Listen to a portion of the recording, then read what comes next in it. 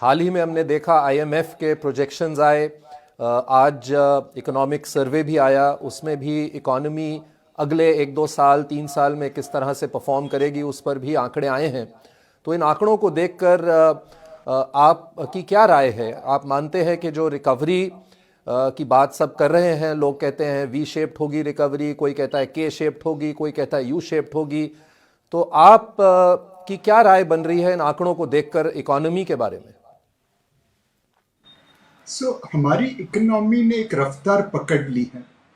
ऐसा नहीं कि इकोनॉमी में सारी चीजें ठीक है या सारी चीजें खराब है, बट बहुत सारी चीजें अब अच्छी हो रही है और कुछ चीजों को सपोर्ट करना जरूरी है।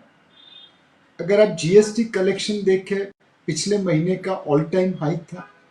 पावर कंजम्पशन इस महीने ऑल टाइम हाई लेवल पे है। Foreign exchange reserves all time high level पे है। एक्टिव केसेस अब काफी तेजी से गिर रहे हैं। रेलवे फ्रेट तकरीबन पिछले साल के मुताबिक पहुंच गया है।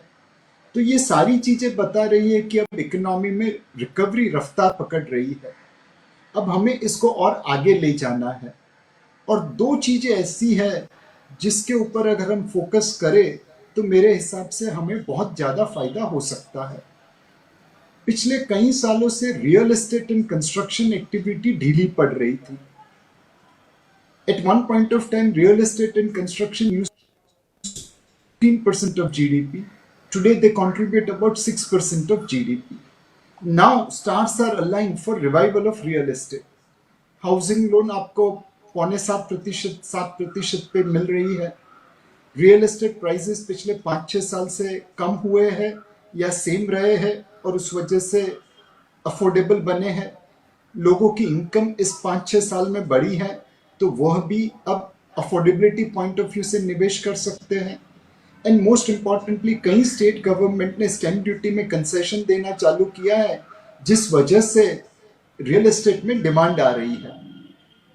नॉर्मली मुंबई में 6,000 रेसिडेंशियल यूनिट बिकते हैं। दिसंबर के महीने में 20,000 यूनिट बिके क्योंकि स्टैंप ड्यूटी में कंसेशन था। तो ये सारी चीजें मिला के real estate and construction activity को एक बढ़ावा दिया जाए तो इकोनॉमी की ग्रोथ रफ्तार और भी तेज हो सकती है।